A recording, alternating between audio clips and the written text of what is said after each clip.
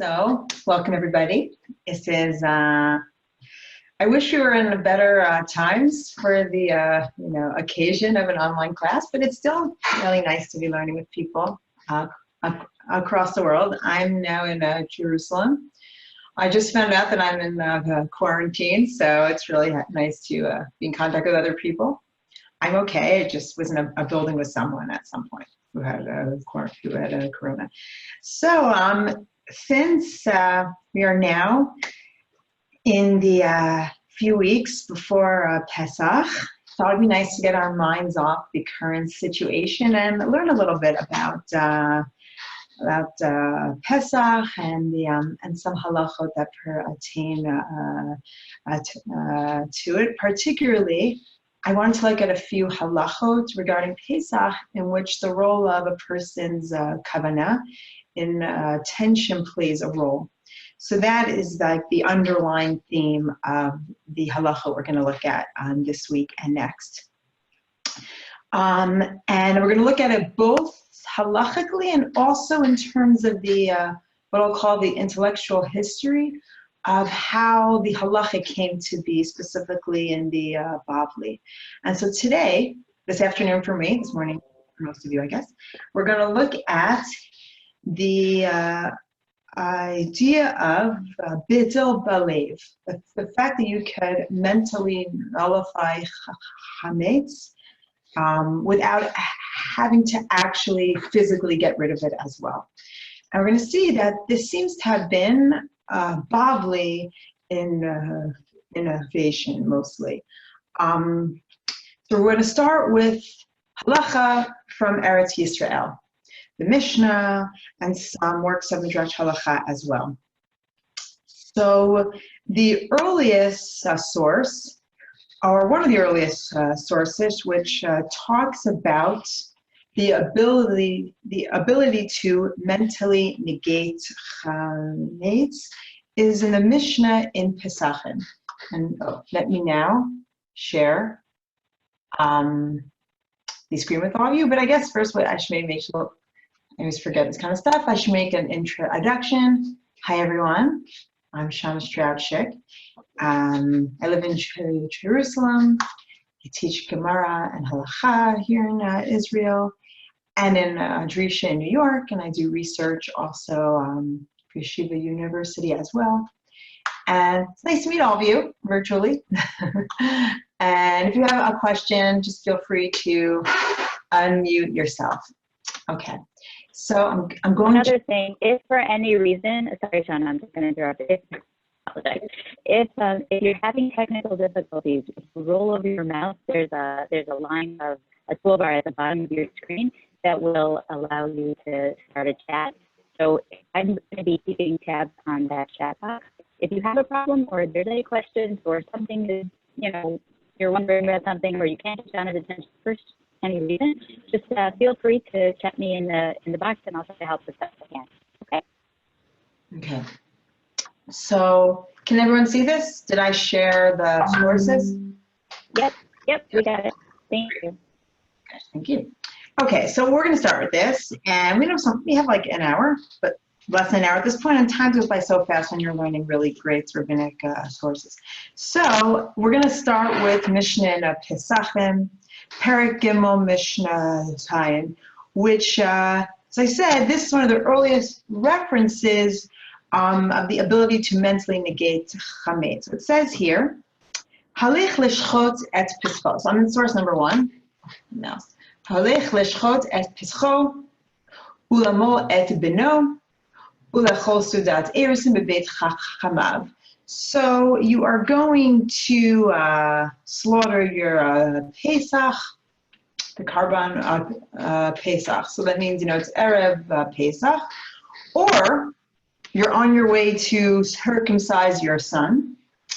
Or you are going to have a meal in the house of your intended. Meaning this is a person who's a man. We're all referring to men here. He has done the first part of marriage. A Jewish marriage is comprised of 2 parts. Kiddushin and Nisuin. Kiddushin is actually not when one is married yet. That would be, the word is betrothal. So that was done a year before the Nisuin. And when they would just do the Kiddushin, they weren't technically married yet. It was like this half date where, he now can null her vows for her. If he's a Kohen and she was a Yisrael, she would now be allowed to eat his teruma, partake of his tithes, but they can't live together yet. So it's this half and half date. So if a man is going to do a kiddushin to, a woman he's going to marry, and he's going to have the meal, and then on the way he suddenly remembers Nizkar sheyesh lo chametz b'toch beito. This is all happening erev Pesach, and he remembers he has chametz in his possession. So what should he do? The meaning there is a tension here, because on the one hand he has a mitzvah to do, to circumcise his son, bring the karban Pesach. Now, interesting, to do the kiddushin, it's actually a dispute amongst the Rishonim, amongst the medieval rabbis, whether doing kiddushin is even a mitzvah or not. I mean, is it a mitzvah to get married or not? Many, like the Rambam, say getting married is a mitzvah, and this Mishnah would be a good proof of that. Some, like the Rosh, Rabbeinu Hasher, he went one of the last of the Tosafos, he said, actually, getting married is not a mitzvah. The mitzvah is pru'urubu, to have children, to reproduce, and getting married is just a kosher way to do that. But he says it's not a mitzvah, and he'll have to, explain this Mishnah accordingly.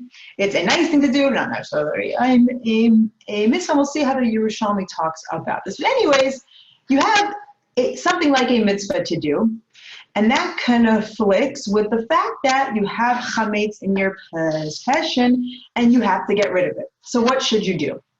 So says the Mishnah, Im yachol lachzor ulevaer, if you have the time to go back to your house and destroy the chametz, ulachzor lemitzvato, and you also have the time to also still do the mitzvah. I mean, there's time to both go home and get rid of the chametz, and you'll still have time to circumcise your son. Then yachzor v'yevaer, go back and get rid of the chametz. But imlav. But if there isn't a time to go back and still do the mitzvah, mivatzlo bilibo, you should just nullify it in your heart. And of course, heart, for the ancients, was the seat of the intellect. So whenever it refers to, a mind, it refers to a heart. So you mentally get rid of it if you don't have time to do both. Now, that's without a mitzvah. Then the second part of the Mishnah says, now, if it's to save a life, don't take a chance. Lehatzil min ha-nafrim, if it's to save someone from non-Jews, min ha-nar, or to save someone from who's drowning, umin ha-lestim, to save someone from the thieves, umin ha-teleka, umin ha-mapolet. Again, yivatel b'libo. So if it's to save someone from a fire, from a falling wall, in that case, get rid of it in your heart. Don't take a chance and try to, get rid of the chametz first. Levashot should be tat harishut yachazor miyad. But if it's to should be tat, which is a rishut, meaning to make an erev on Shabbat to allow you to carry. Since that's not a mitzvah, you don't have to do that. You can just not carry.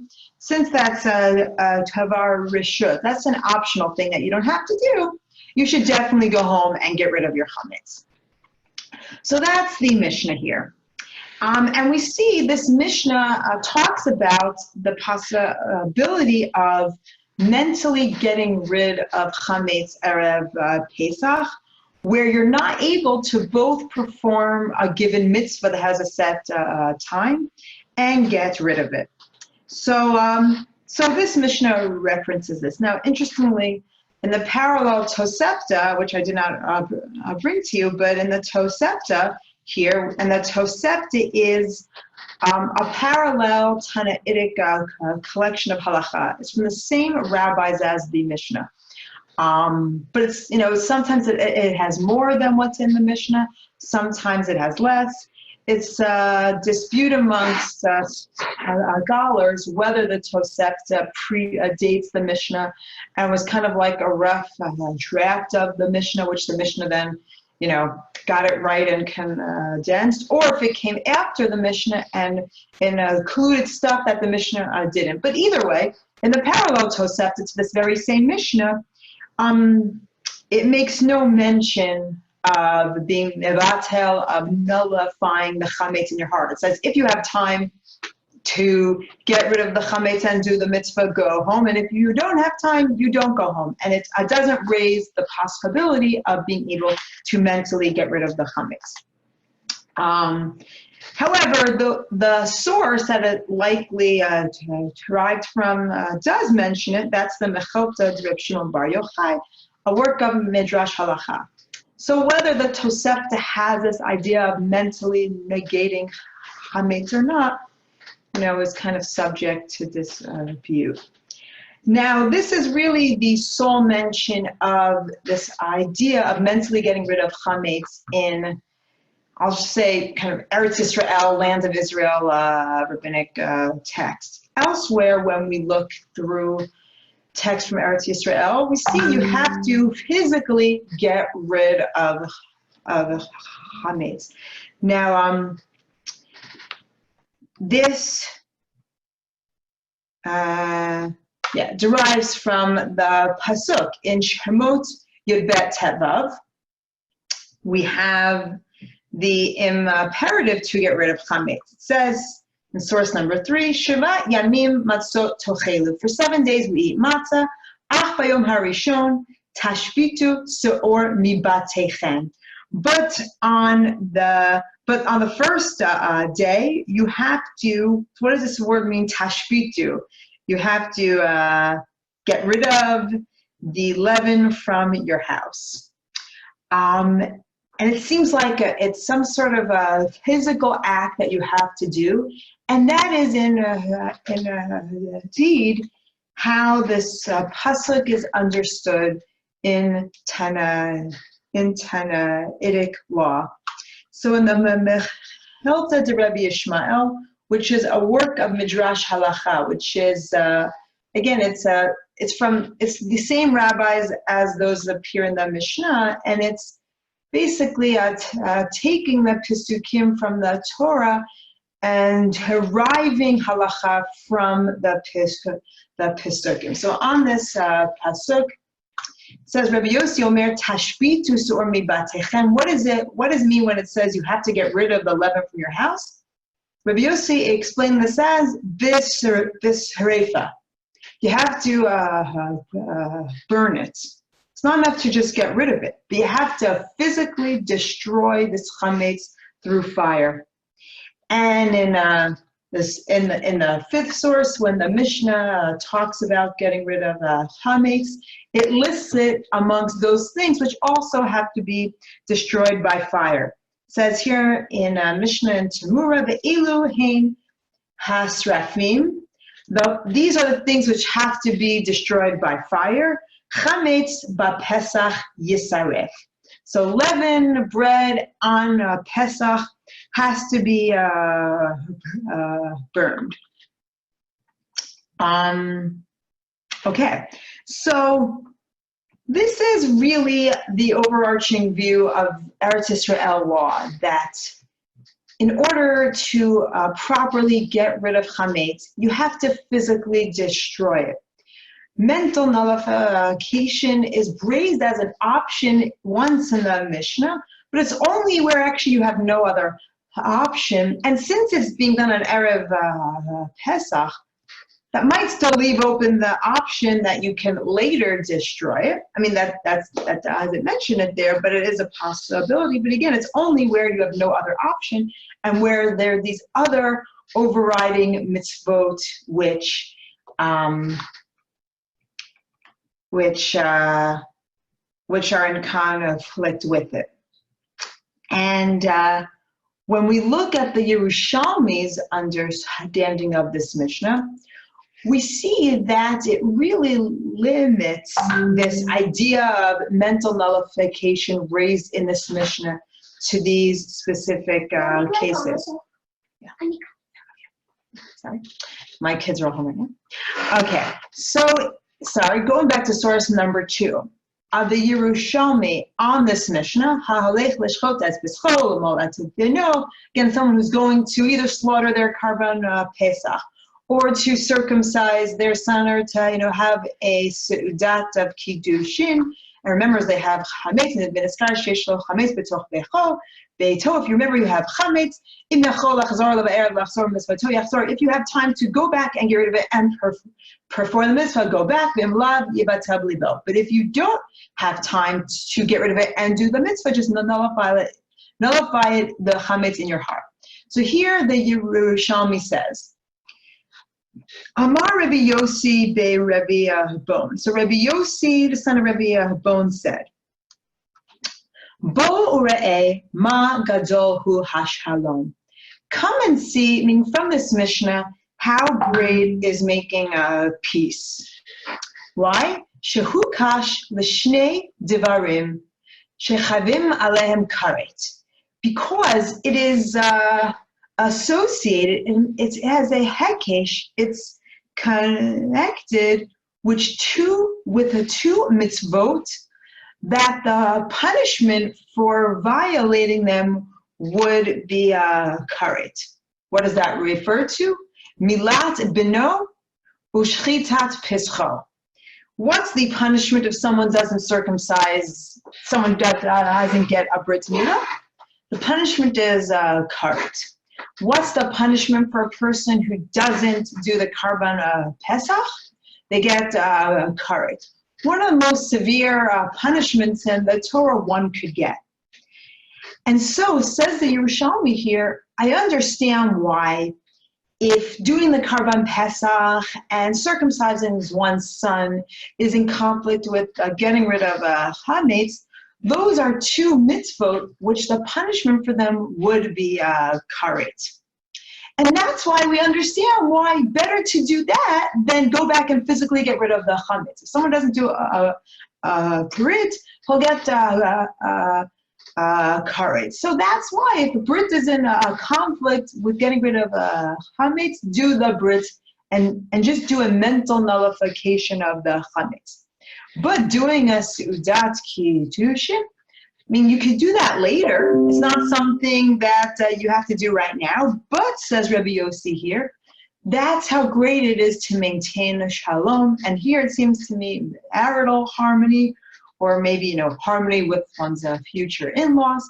So great is maintaining harmony within a household that overrides the pasuk to get rid of chametz. So that's certainly a very nice message being imparted by the Yerushalmi. But we also see what it says about this, that the reason you don't go back and physically get rid of your chametz in this Mishnah is because of the weight of the two mitzvot that it's up against.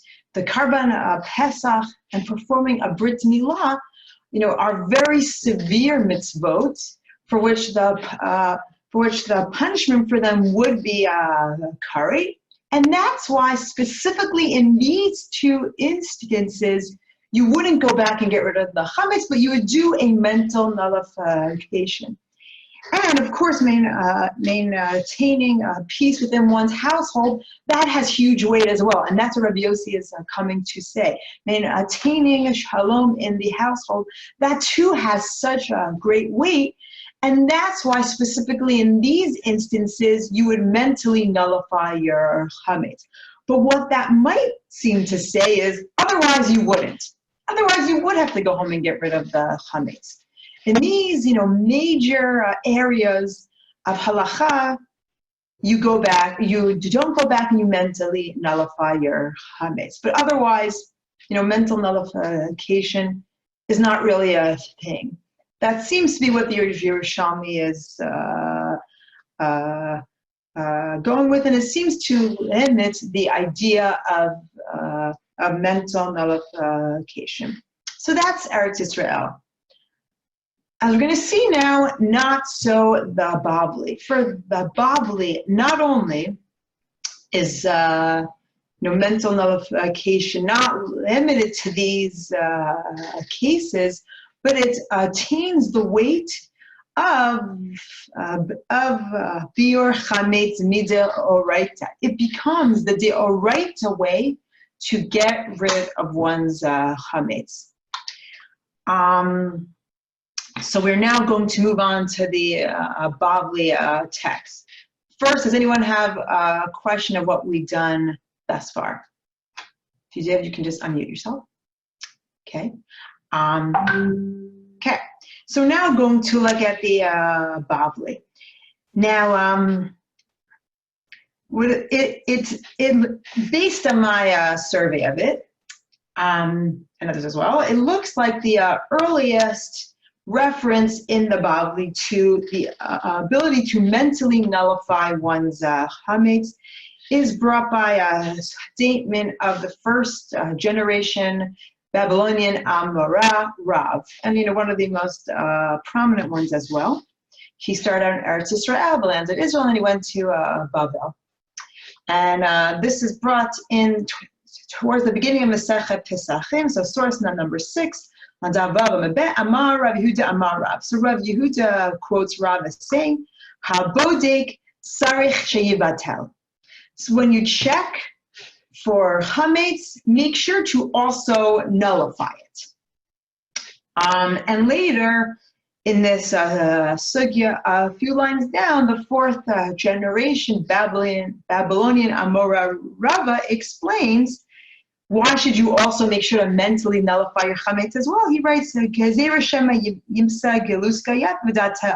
you'll find, a good piece of chametz in your house, and you'll think, oh, this is great, and I'll want it. So just to make sure that doesn't happen, says Rav, make sure to mentally just nullify all the chametz in your possession as well.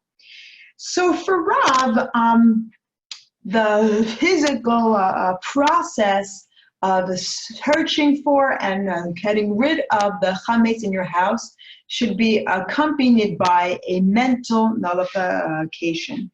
The next time we see it, meaning the next time this idea to mentally nullify chametz appears attributed to a named sage, appears in source number 7 in the name of Rav Chisda. He's amongst the elder of the fourth generation Babylonian Amoras. He's the preeminent teacher in Ashura until he died in 309. So his ruling appears on the Mishnah brought in source number 7 in Pesach and Laman Aleph Amud Bet, and it writes, Chametz shenafla aleha ma'polet. So let's you have a wall, and the wall fell on top of your leavened bread. So it says the Mishnah, Harei hu kimivuar. Since you can't get to the chametz, that is adequate. That's as if you got rid of the chametz. And Rabbi Shimon ben Gamliel qualifies. Rabbi Shimon ben Gamliel Omer, Kol shein hakelev yachol lechapes acharav. As long as a dog couldn't get to it, then this chametz is considered as good as gotten rid of. So if a wall fell on your chametz, you're good. You don't have to worry that you have chametz in your possession, and that constitutes having been gotten rid of on Pesach. Rav Chisda here adds, Amar Rav Chisda b'tzarich sheyivatel belibo. You should also mentally get rid of it. So in this case where you cannot physically get to your chametz, you should also make sure to mentally nullify it as well. Okay, so Some might say that Rav and Rav Chisda basically say the same thing, and they both are really pioneering this idea that you have to mentally nullify your chametz. But I think there are two differences between them, in which Rebbe Chisda, the mental nullification comes out of it stronger than Rav's. I don't know if anyone wants to unmute and say what you think, but anyone see a difference or can think of a difference or any differences between Rav's and Rebbe Chisda? Rav says, when you check for chametz, mentally nullify things as well. And the way Rava understands that is, even if you don't find anything, just kind of cover your bases and do a good mental nulling of any chametz you might have. Whereas Rava Chisda is saying, there's a piece of chametz that a wall fell on, so you can't get to it. So you obviously, you don't have to get rid of it, but mentally nullify it. So do you see any difference between Rav and Rav Chisda? Do I put this out to anyone? I don't know. I don't know how good of a educator I should be on a Zoom class, but can you unmute yourselves, or how does this work? Yes, everyone can unmute themselves. So if you have any, a quick reference for participants, if you'd like to unmute yourself quickly, you can just press the spacebar button on the keyboard, or just roll over the bottom of your screen, and there's another option at the bottom left, like right down there, that says mute or unmute. Okay. Anyone want to share a thought? I mean, I obviously have thoughts about this. I'm happy to share them, but okay. So I'll share my thoughts. So one is Rav's Betel Pelev is being accompanied by a physical act of searching and getting rid of one's chametz. So it's not enough to just mentally nullify. You're looking through your house, your kid put out their crumbs or their crackers, and when you look through it, say a nice, batel chametz, just to cover your bases. Whereas Rav Chisda's is not accompanied by any physical act. You're not able to get to that chametz. So that's one difference. The second difference is Rav's mental nullification is only applying to theoretical chametz you might have, but you don't know that you have. Where Rav Chisda's, on the other hand, there's an actual piece of bread is there and you're not able to get to. And yet he's saying you can mentally nullify it, even though it's there and it exists. So for those reasons, I see Rav Chisda's as being a little more powerful maybe than Rav's. And I say this also because this idea that the mental has a place in halakha correlates with other halachot of Rav Chisda's that appears elsewhere in Shas as well. So for example, in the Masechet Avodah Zarah Chaf Zayin Amud Aleph 27a, Rav Chisda, he introduces the fact that one needs a specific kavanah, a specific intent when performing a brit milah. It's funny that, you just mentioned brit milah, a circumcision, but before, earlier Tana Idik law said you just couldn't have the wrong kavanah. And that's why in the Mishnah it invalidates a non-Jew or a Samaritan from performing a brit milah because they might have the wrong kavanah. but they said nothing about requiring a positive kavanah. Rebbe Hista introduces the need for a specific in a tent when performing a brit milah, that it must be done lehashem, for the purpose of doing the mitzvah of brit milah. Rav Hista also introduces the fact in Masechet Sukkah, Daf Chet Amud Bet 8b, that Shechach, when you put the the roof over on your sukkah, you must have the kavanah, the intention that it provides shade, and that's something that was not found in earlier Tanaitic law. So we see that Rav Hista introduces a need for specific kavanah in a variety of mitzvot. And this hits that as well, that he gives a new emphasis to the role of one's mind when performing mitzvot. And so the fact that he would attribute a greater weight to mental nullification of chametz fits with other halachot of his as well.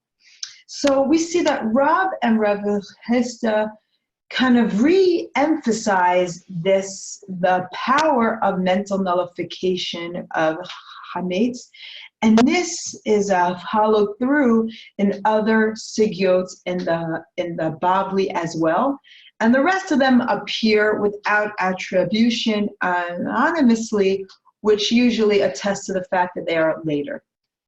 So, in a Pesachim Tet Amud Bet, we're moving on now, where we'll see the ability to mentally nullify chametz plays a role in other hagyot.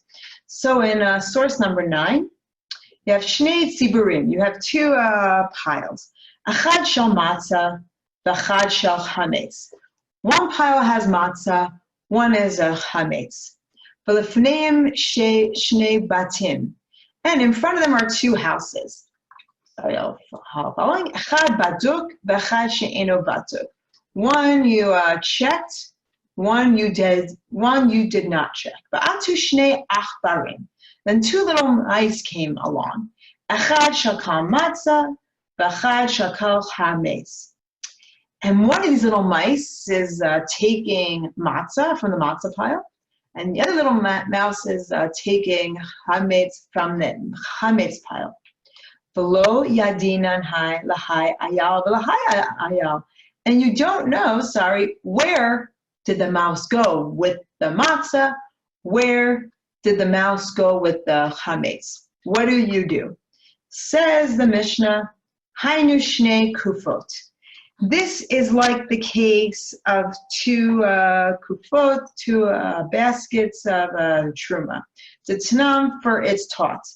Shnei kufot, achat shel chulin, v'achat shel teruma. So you have two receptacles.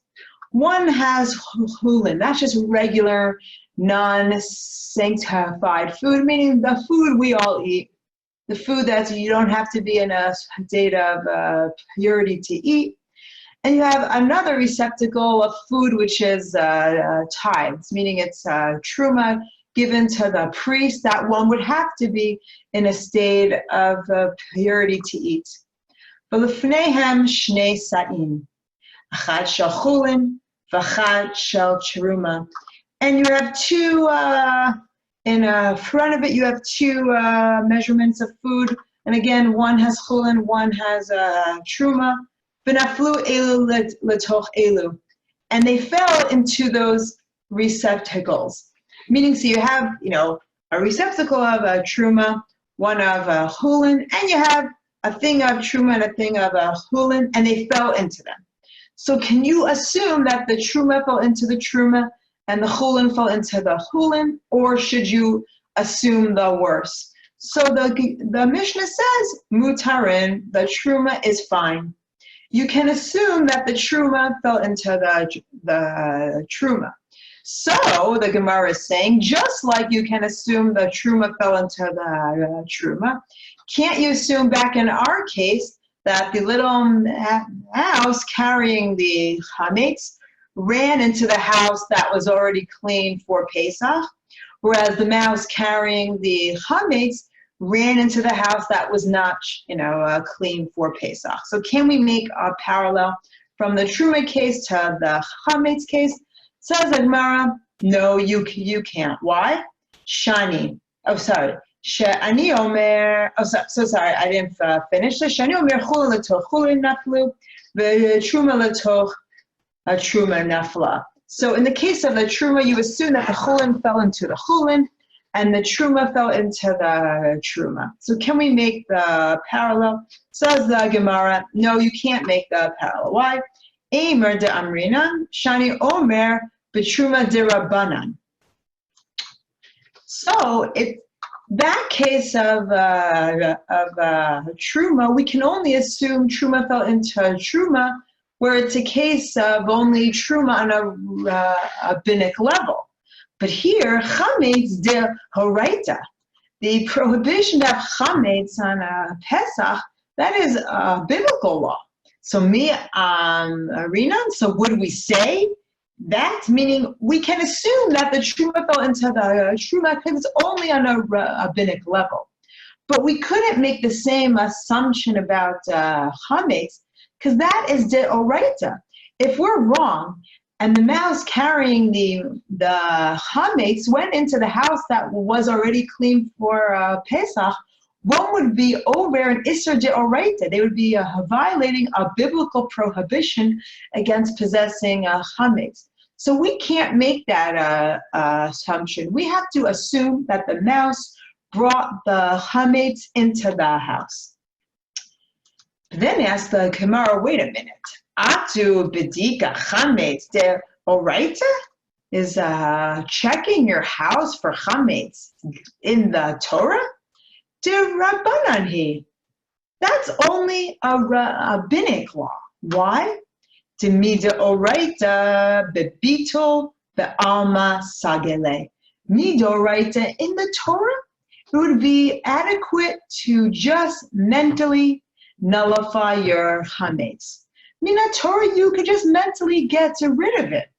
It's only the Rabbanan who instituted that we have to get rid of chametz.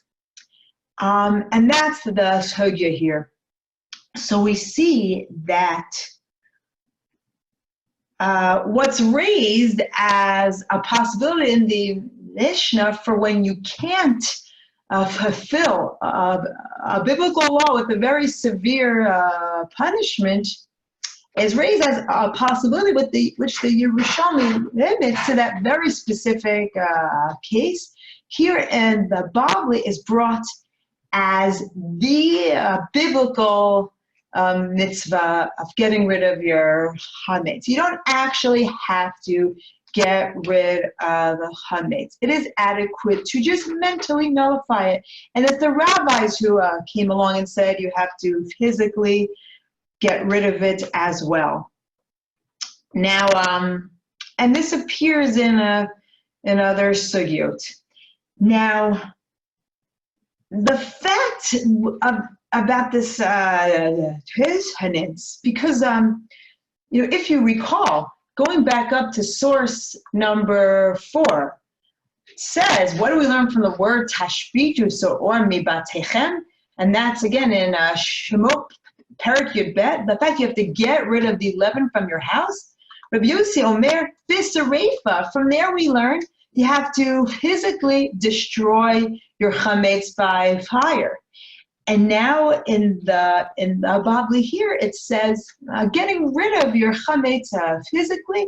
That's only a rabbinic decree, but really you can just mentally null it, and that's adequate. So this Bavli directly contradicts Tanaitic law, and this was not lost on the Rishonim. The medieval commentators struggled with how to reconcile this sugya, which deems mental nullification as the deoraita, as a biblical law of getting rid a hametz, where else where we see you have to physically get rid of it as well. So I thought it'd be nice if we look in the Tosfot here. Tosfos, the group of rabbis who live in the 11th century. Many of them are the grandsons of Rashi.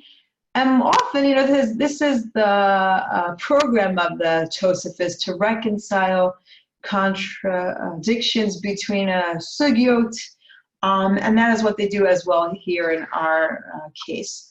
So here, and this goes back, this is a different sugya.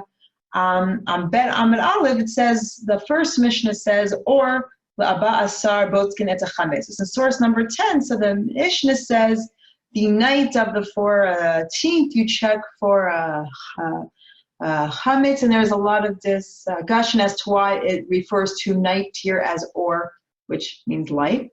But anyways, here, so the Tosfos writes, Perish ha-kuntras. So that stands for Rashi. Rashi explains here, why do you have to check for chametz? Shalo la'avor ala be'bal yera'eh u'bal yematzeh. So that you don't violate the biblical commandment of you are not allowed to see or find chametz during Pesach. Be'kasher l'ri. And this was a problem for Ri, which stands for Reb Yitzchak Midan Pierre, one of the Tosafos. And he says this is a problem. What's the problem? Since we have to mentally nullify it, as we know, as we learned, it says in Kedamar Big Hemar Tabav Amid Bet, Haboteg Sarach Shiyabatel, that was Rav's. Since Rav says one who checks for chametz has to mentally nullify it as well. And what else do we know? Umid Oraita Belito Be'alma Sage. And we know that min HaTorah, because we know this from Ted Amud Bet, it is adequate to mentally nullify the chametz. So therefore, since all you have to do is mentally nullify the chametz, I hitzrichu chachamim dedika klal. Why the first Mishnah of Pesachim? Why did the chachamim obligate us to search for chametz when Mida Oraita, the Bavli said, it's adequate, or what you have to do is just mentally nullify the chametz. Why do we have to search and get rid of our chametz? In other words, how do we reconcile Mishnaic law, which obligates us to search for and get rid of chametz, with a Bavli, which says, Mida Oraita, you just have to mentally nullify it. So that's the question. And Tosfos gives an answer, Venira Leri. So the Ri answers, De'afal desagi bevitzel ba'alma, even though, yes, it is enough to just mentally get rid of your chametz, Hichmiru chachamim livdok chametz, uleva'aro. So basically, this is just chumrah. The rabbis were extra machmir. They were strict to get rid of it as well, to search for your chametz and get rid of it. Why? Shalo yavo le'achlo. So you don't come to eat it. So yes, in hachinami, says the Ri, you really don't have to get rid of your chametz, but it's just a way to make sure you don't eat it. You could just mentally nullify your chametz. That's all the Torah really wants us to do, but the rabbis made a fence. Get rid of it as well so that you won't come to eat it. So meaning, yeah, the mental nullification of the chametz of the Bavli, that is the law. And then it brings proof from this, and this is the line of Rava I referred to before, Rava who explained Rav's halacha to not only search for chametz, to mentally nullify it as well. Chemashma lekama, this is in apply what it says later, Debai Rava kikar b'shmei kora dilma zimnim de nafa va'ate lemecha. He says you have to search, have to search your walls because you might, it might come in. You might have to search your ceilings because hametz might fall, and you might come to eat it. And why are we so machmir with hametz? The hatam shehichmiru kan. So why were Chachamim machmir? Why were they strict if it's enough to just mentally get rid of your hametz? So it says hatam shehichmiru kan tefei mi b'shar isurei hana. Why were they extra strict here? Stricter than they are with other prohibitions. Shelo hitzricha lebaram. Other things we don't have to get rid of. So the reason is mishum de chametz mutar kol hashana v'lo nesa rak Pesach. Since we eat chametz all year round, and we're used to eating it, so that's why it's much more prevalent. It's much more of a concern that you might see it and you might eat it. Whereas something else which is Hasser all of the time is always prohibited. We are used to not partaking of it, and therefore there's no need to get rid of it as well. But chametz, since we eat it all year round, and it's just this 1 week where it's not allowed, Chachamim made this extra stringency to have to get rid of it so that you don't come to mistakenly eat it. And that's why he says, and therefore he says, skipping a little bit below, damele abasar bechalab arla kolakem isrim noheg isr olam. So it's not similar to the prohibition to eat meat and milk. We can never eat meat and milk. There's never a concern we'll forget and eat it. And also we are never allowed to eat arla, that is food produce the first few years before you bring it to the Beit HaMikdash, or mixed species. All these things are always hasser. So we don't need an extra stringency to get rid of them as well. But chametz is always permissible, and just this 1 week we're not allowed to eat it. So therefore, the Chachamim gave us this extra stringency to get rid of it as well. But Tosfos gives an alternative reason why we have to get rid of it if mental nullification is adequate. Inami, alternatively, shani chametz shehichmiru bo Torah. Even why do we have to get rid of it? Because even the Torah is extra strict on chametz. Why? La'avor bebal yera'eh ubal yematzeh.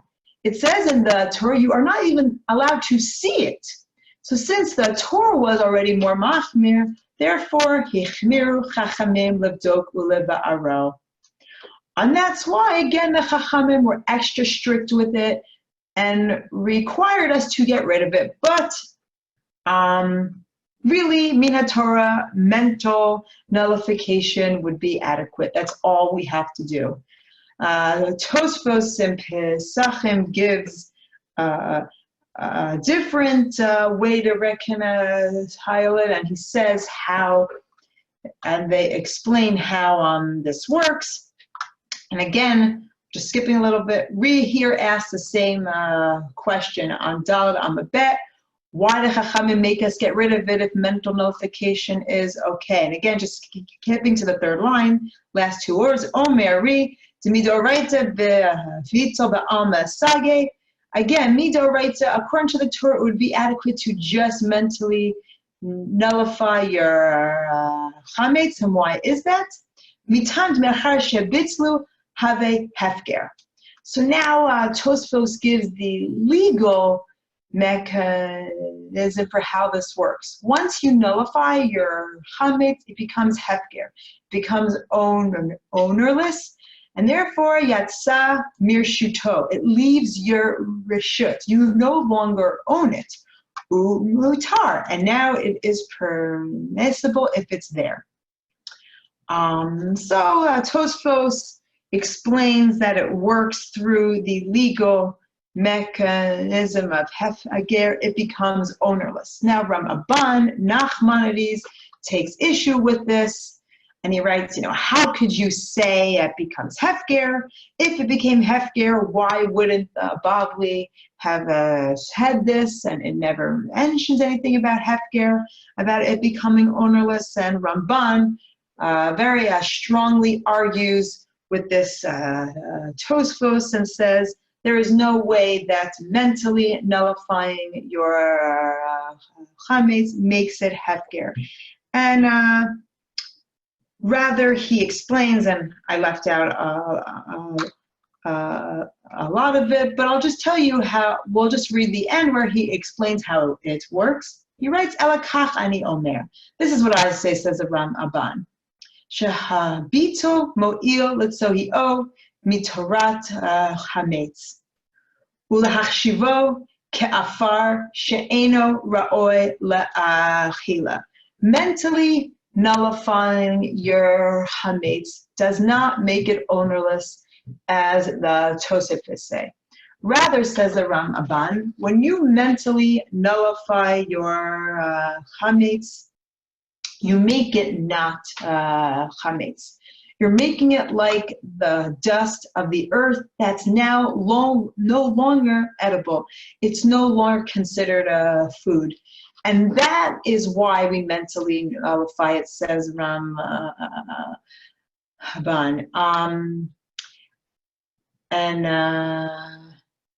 And skipping a little bit, he says, "De kevan shelo hikbida Torah, ela shelo yehei chametz shelo birshuto." And this works because the Torah just doesn't want it to be yours. It doesn't want it to be something that you own. And if you make it into the dust of the earth, something that's not worthy to be eaten, it's no longer yours. It's nothing, and that's why this din of mental nullification can work. And we'll leave this at there. Other Rishonim try to defend the Tosefos and say why making it hefker does work, and why that can be a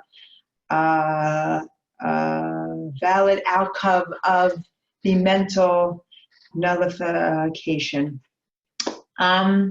However way this idea is understood, what we see is that the Bavli gives a really new life to this idea that you don't have to physically get rid of your chametz, but it is enough to just mentally nullify it.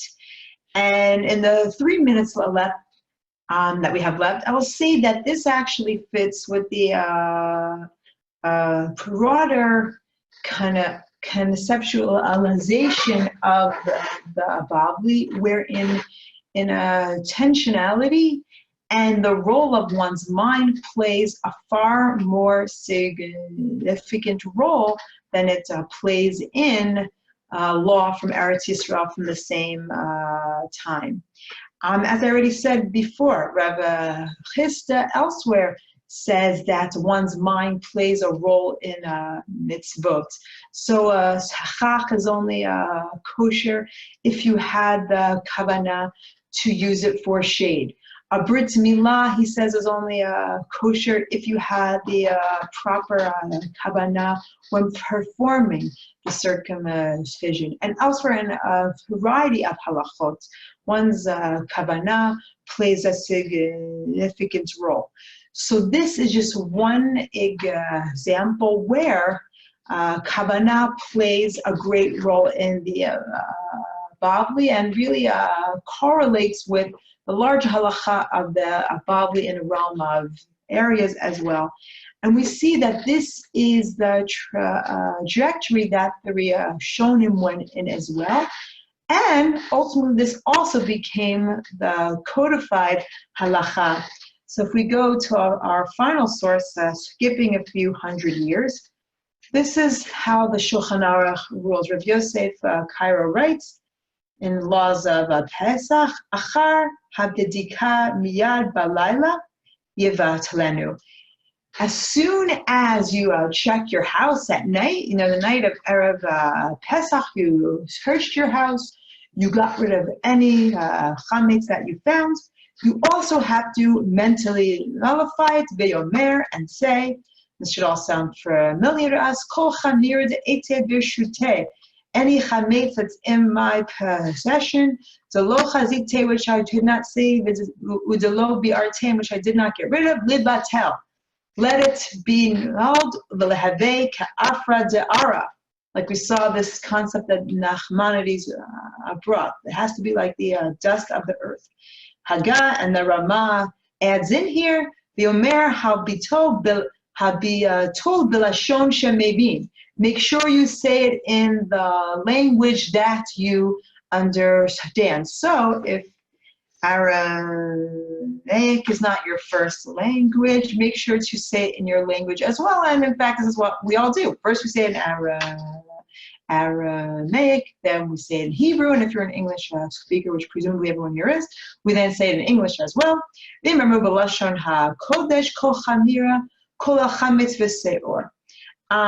if you say it in Lashon HaKodesh and in Hebrew, Kol Chamira, that includes chametz, and seor, that includes all leavens. Aval, Bishar Lishonot, but if you say it in any other language other than Hebrew, Sarich Laskir Kol Echad B'fnei Asmo, then you have to actually list everything. Meaning, so if you're saying in Hebrew, it's enough to just say Kol Chamira.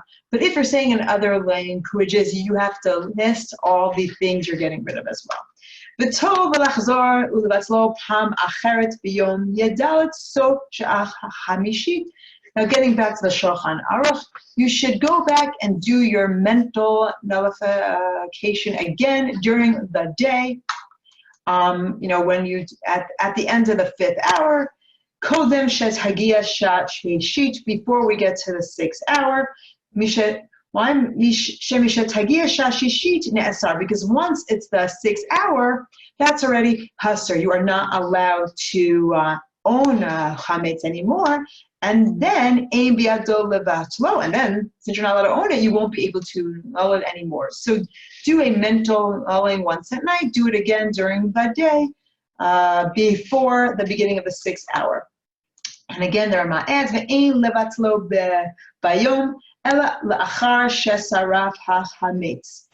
And you should only mentally nullify it during the day after you have already destroyed the chametz, kedei lekayim mitzvot sarifa bechametz shelo, in order to fulfill that other mitzvah we saw of physically destroying the chametz by fire of your own chametz. So in this way, the Rama is bringing both opinions, both that of Eretz Yisrael. You do have to physically destroy your chametz, and it should be your chametz. And we have the halacha of the Babli as well, and also mentally nullify it. And as we all know, this is how the halacha is practiced today. So that is how we went from the need to physically destroy chametz that we find in the Torah, as understood in the early Eretz Yisrael law and in the Eretz Yisrael law as well, to the Babli law, to the new significance afforded to mental nullification, to what we do today of a mixture of the two, both the physical destroying of the chametz along with the significance given to our mental capabilities to mentally null our chametz. So if you have any questions, feel free to say it now. You can email me. Yes, I have a question. Hello? Let me, I'm going to stop the sharing. Yes, I would like to know if there is some hypothesis where possibly the Bavli tradition underscore intentionality more than the Yerushalmi tradition. Yeah. So sorry, what's your question?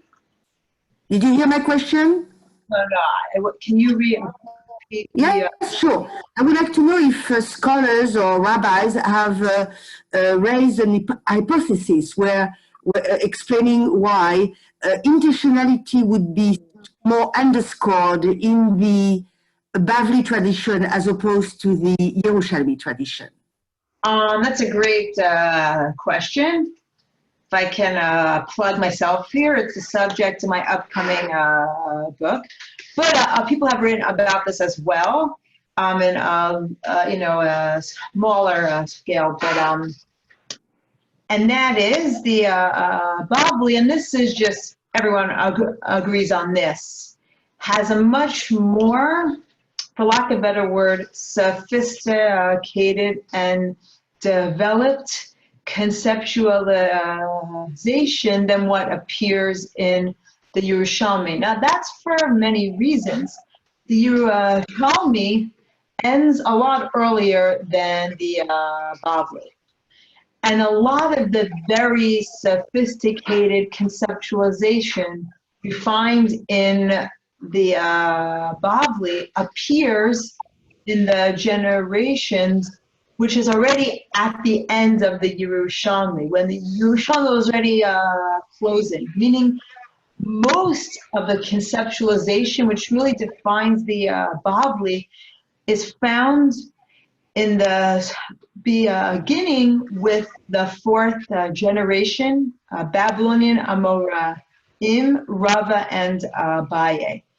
And it continues after them, and really reaching its pinnacle in the stam, the sugyas, the unattributed portions of the Bavli, which really date from a time after the Yerushalmi.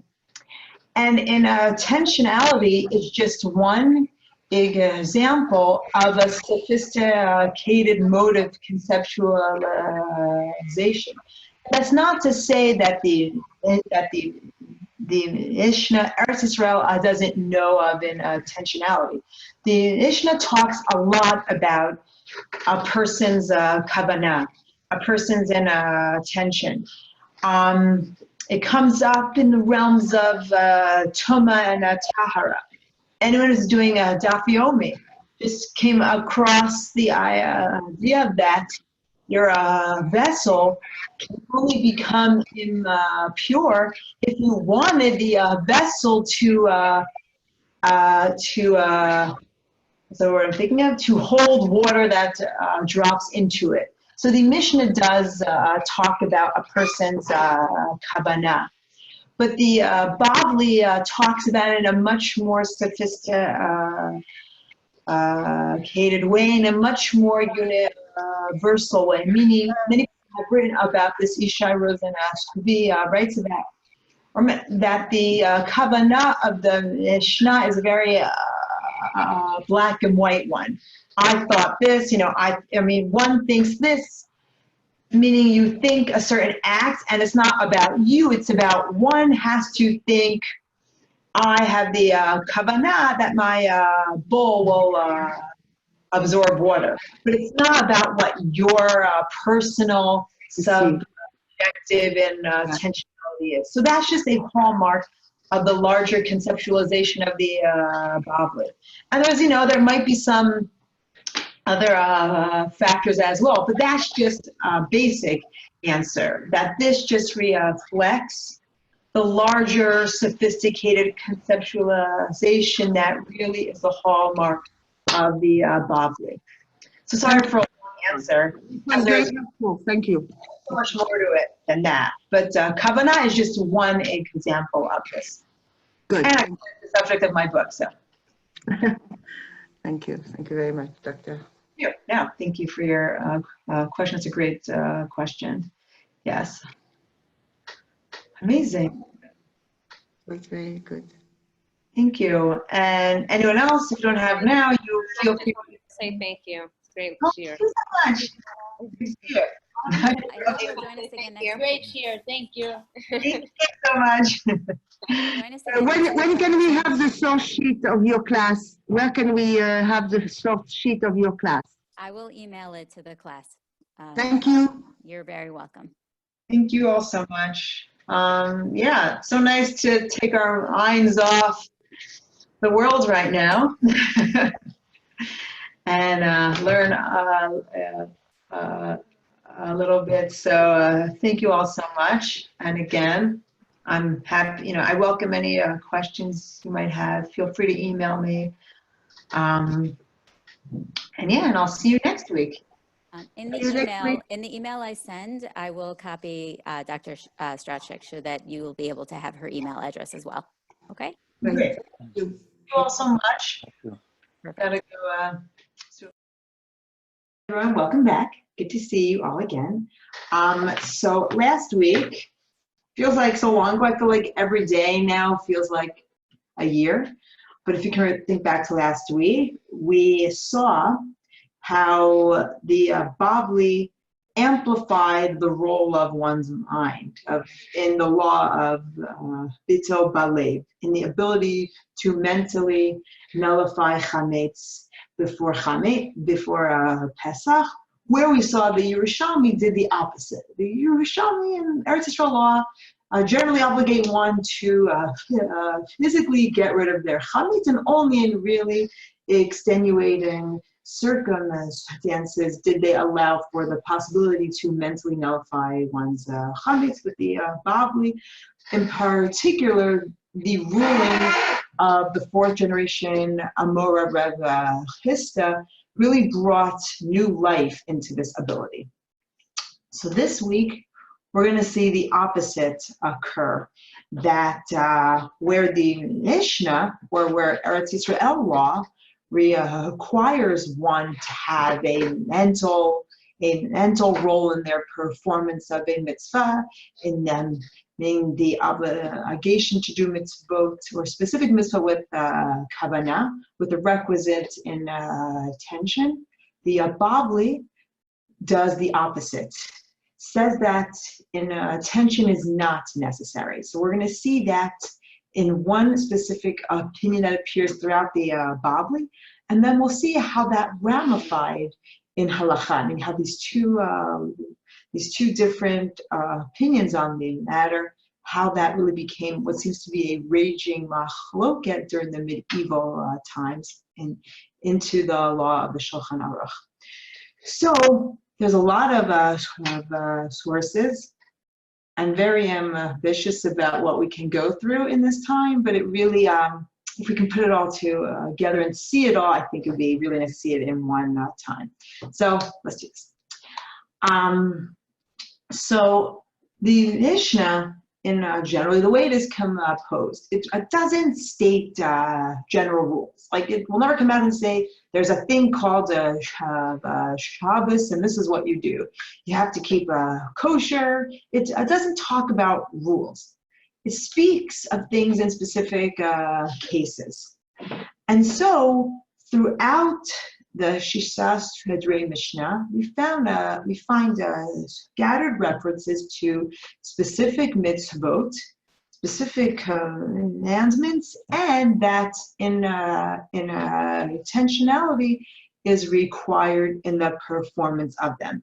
So in regard to reciting Shema, the mitzvah, the Mishnah in Brachot, Perek Bet Mishnah Aleph states, Hayakore Torah in source number 1. If one happens to be reading through the Torah, and they're reading the section of the Torah which has the Shema, they happen to read that pasuk.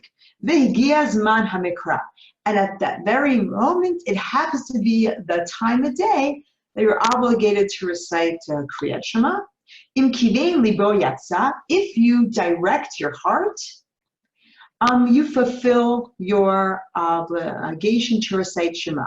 Ve'im lav, if you do not direct your heart, lo yatsa, you do not fulfill your obligation. So while there's a lot to say about this, when you're reading it, it really does seem like the peshat meaning is if you direct your heart to fulfill the mitzvah.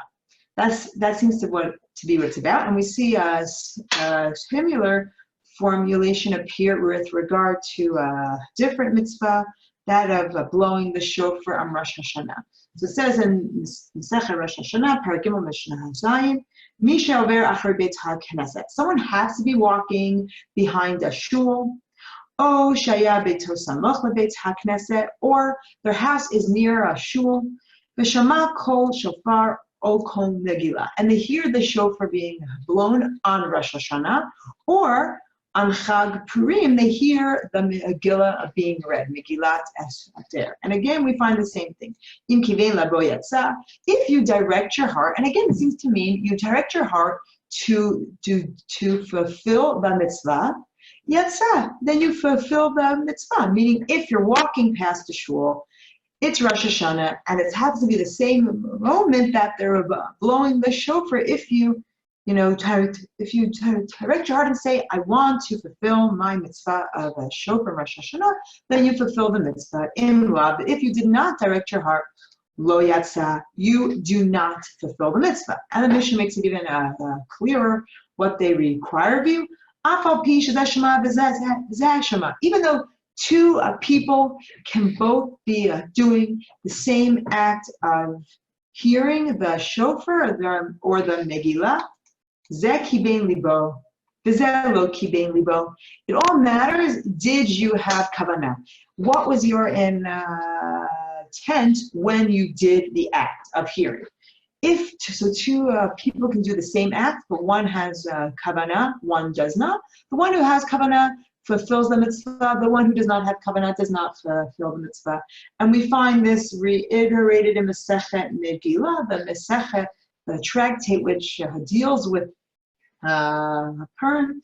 Says again about Megillah Haya Kotva, if someone's a scribe and they're writing Megillat Esther, or Dorsha, or they're expounding the verses of Megillat Esther, Megiha, or they're correcting it, they're checking the text for mistakes, Im Kivein Libo Yatsa, Vimla Bo Yatsa, and again it happens to coincide with the holiday of Purim. Again, if you intend your heart to do the mitzvah, you fulfill it. If not, you do not fulfill the mitzvah. And this really is the general thrust of the Eretz Yisrael text on the matter. Now again, the Mishnah doesn't speak in generality. So it doesn't come out and say, mitzvot require kavanah when you perform them to fulfill your obligation. So this might just be the case for these specific mitzvot. Only these three require kavanah, whereas maybe other mitzvot do not. Or you could say this is the general rule for all mitzvot, and the Mishnah just speaks in case specifics, but one can extract that to all mitzvot. So it's unclear from the Mishnah itself. We'll see what the Bavli does with it. So, going on to next source. So in Masechet Rosh Hashanah, in the Bavli, on this Mishnah number 2, someone's walking behind a shul or lives next to a shul. This Mishnah means a lot to me because I happen to live right across the street from a shul, and I can hear the shul from my apartment. So that worked out well when I had a baby. I couldn't go. But the Mishnah here says, on this Mishnah, the Bavli writes the following: Shachu le lahavua de Shmuel. So they sent to the father of Shmuel. Shmuel is a first generation Babylonian Amorah, one of the most, he's kind of the preeminent, one of the first of the Babylonian rabbis. And his father is really from the earliest generation that we know anything about. I mean, so much of Bavli Jewry from the biblical time until the Bavli is really shrouded in mystery. So when we hear a little reference to Avua de Shmuel, Shmuel's father, this is pre-Amoraim. So it's an earlier time than what we know about. Anyways, they sent him the following rule: Kafu or kifa'o v'achal matzah. if someone is forced to eat matzah, and obviously it's on Pesach, what's the law? Now, why would someone be forced to eat matzah? So, look at that. Okay, so some explain a non-Jew forces a piece of matzah into your mouth. So they rule here, Avod Shmuel rules, Yatza, you fulfill your mitzvah of matzah on Pesach. Now from here, Rava, the fourth generation Mora, who happened to be the student of Rav Chisda, as well as his son-in-law, he makes the following inference. Zot omeret, this says, this ruling of Shmuel, of Shmuel's father, indicates hatokeya lashir, if one blows the shofar on Rosh Hashanah to make music, or Rashi actually has a different version which says hatokeya lashade, you're blowing the shofar to ward off a demon. Anyways, you're blowing the shofar for a reason other than fulfilling the mitzvah. So Rava says, based on this ruling of Shmuel's father, we can infer that hatokeya lashir, someone blows the shofar not to do the mitzvah, you fulfill your chiyuv, you fulfill your mitzvah of blowing the shofar on Rosh Hashanah. Now, was this obvious inference? What could you say? Do you have to say that the fact that if you're forced to eat matzah, you fulfill your chiyuv? Do you have to say that that could be expanded to all mitzvot, that you never require kavanah, even in an unrelated area like a shofar? Or could you say that is specific to matzah? That's specific to the case of where you eat. Why could that be different? I don't know, but you could say that maybe when you eat, the experience of eating is inherently different than other mitzvot you perform, because when you eat it, you get pleasure, you enjoy it. And that physical patience you get from it. Maybe that's awareness that is tantamount to in attentionality, or maybe the fact that you're eating it and you enjoy it, that presupposes kavanah. So meaning, you didn't have to make Rava's inference. It's not inevitable. But that's not the assumption of either Rava, clearly, or even the sugya, because the sugya now responds to Rava. Peshvita, that's obvious. If you're yotze your mitzvah when you're forced to eat matzah, of course, if you blew the shofar to make music, you would fulfill the mitzvah as well. Why did Rava even have to say that? Asked the Gemara. Hainu hach. These are the same thing. Rava's inference was unnecessary because it's completely obvious. So answers the Gemara, Mahu detema, what might you have thought? Hatama, hachol matzah, amar Rachmana. You might have thought in the case of matzah, the Torah says to eat matzah. That's what the mitzvah is. V'ha achal. And if you eat matzah, you have done the mitzvah. All you have to do is eat it to satisfy the chiyuv. Aval hacha, here in the case of shofar, zichron teruah kreativ. Sorry. It says in the Torah, in our when it talks about the obligation to blow the shofar, it calls it a zichron teruah. It's a remembrance of the blowing. So the Torah has some sort of mind requirement associated with the blowing of shofar. So maybe you would have thought eating matzah is not the same as blowing shofar, because a shofar requires a mind element.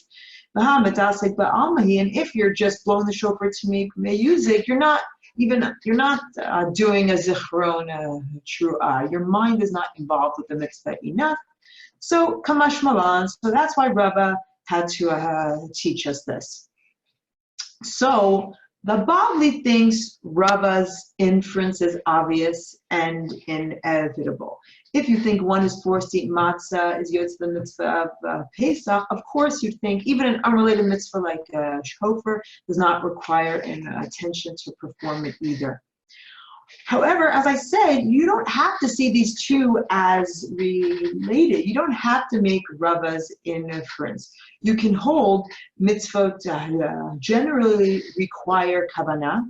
You do have to intend to perform mitzvot, and still say that if you're forced to eat matzah, you can fulfill your requirement. Meaning you could say that matzah is exceptional because it involves eating, which by its very nature either presupposes a kind of intentionality or the fact that you get satiated from it, your needs are filled, and that also presupposes a kind of intentionality. Now I say that because that is the way that it seems most of the medieval Rishonim, most of the medieval commentators of the Talmud and rabbis understood the halacha. So if we look at how Maimonides, the Rambam, ruled, we see that he breaks up the rules. When it comes to shofar and shema, he rules like the Mishnah. So in source number 6, Hamit Asayit B'Tkiyat HaShofar Hitlamed, if you are involved with blowing the shofar, not to do your mitzvah of it, but just to teach or to learn, Lo Yatsa Yedei Chavato. You do not fulfill your obligation to hear the shofar, to blow the shofar. And similarly, one who hears from such a person who's just practicing blowing the shofar and not doing it for the mitzvah does not fulfill their chiyuv, their obligation of shofar blowing on Rosh Hashanah. And similarly, in source number 7, in regard to Shema and Hilchot Kriyat Shema, the Rambam rules hakoreh at Shema v'lo kibein libo b'pasuk rishon shu Shema Yisrael lo yatsa yedei chovato. If someone's reading Shema and they do not have kavanah, meaning they don't intend during the first verse of Shema, you say Shema Yisrael, they do not fulfill their obligation of Shema. So it is clear in these areas the Rambam rules that the kavanah is required. And yet he holds by Hilchot Hametu Matzah, and this is source number 8, Achal Matzah below kavanah. If someone eats matzah without any kavanah, without intention, i.e. to do the mitzvah, kigon she'insuhu goyim, like they're being forced by a non-Jew, o lilestim, or they're being forced by thieves to eat the matzah. Yatsa yidei chovato, you fulfill your chiyuv, you fulfill your obligation. So we see for the Rambam, he doesn't make the same inference that Rava makes. You can hold overall that mitzvot require kavanah, and still say that if you're forced to eat matzah, you fulfill your chiyuv, you fulfill your obligation. And this is the way that most of the Rishonim go as well. And they seem to, 98% of the Rishonim go with the general rule that mitzvot do require intentionality to fulfill them. So when the Rif, the great Rav Yitzchak El-Chassi, who lives in the early 1000s, he basically lives the whole 11th century, dies in 1103, and he rewrote basically the Bavli, but he only included the elements of the Bavli that he paskins like. So you know how he holds by what he writes, and you know what he does not hold by what he does not write. If he leaves something out, it shows that he does not hold of it. So when he rewrites our sugya in Rosh Hashanah, he writes, Tani mitkaven shomer lo nitzkan mashmir, nishkaven mashmir lo nitzkaven shomer, lo yatsa shekven shomer umashmir. If the one who hears the shofar has attention, but the one who blows the shofar does not have attention, or vice versa, or either of them have any kavanah, lo yatsa, you do not fulfill your obligation of shofar on Rosh Hashanah, both the person blowing the shofar and the person who hears the shofar both have to have a kavanah to fulfill their obligation of a shofar. He then skips to the very last part of the sugya, which I'll just go back to here. The end of the sugya writes, Amar le Rebbe Zera l'Shamaye. So Rebbe Zera, an earlier sage, he's from the land of Israel, he says to his servant, Ichavein v'takali, have kavanah and blow the shofar for me. Alma kasavar mashmir by kavanah. So consequently, it looks at Rebbe Zera holds that the one blowing the shofar has to have kavanah. So that's how the sugya ends. That's how this sugya with Rava ends. And the Rif, when he rewrites it, so he writes the beginning of the sugya, and then he jumps to the Marle Rebbe Zera l'Shamaye, Hitkaven v'takale, Avakisam mashmenai by kavana. So he just skipped right to the end, and Rebbe Zera ordered his attendant to have kavanah when he blew the shofar. And a later commentary on the Rif, the Ran, Reb Nissen of Corona, who lived in the 14th century, writes, V'harav il Chasi, Katav ha de Rebbe Zera. So the Rif, he writes this anecdote involving Rebbe Zera, V'shafcha le Rava, and he leaves out Rava. Ta'aska l'shamata v'amar dotse lo bayi kavana. And he leaves out Rava, who holds that you don't require any kavanah to do mitzvot. And he basically goes through the sugya, then he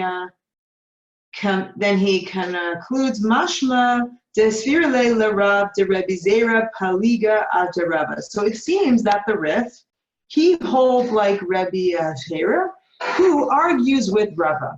So says the Ran that the Rif sees there's a dispute here between Rava, who holds mitzvot do not require any kavanah on the one hand, versus the other view, which is epitomized by Rebbe Zera, who does require kavanah. And he says that the Rif goes with the view of Rebbe Zera. And we saw that's how the Rambam ruled as well. And when we jump, up 200 years to Rabbi Yosef Cairo in the Shulchan Aruch in the 1600s, he goes in the same direction as the Rif, as the Rambam, and the Ran who came before him. And he writes, again, when it comes to other mitzvot, he requires kavanah. We're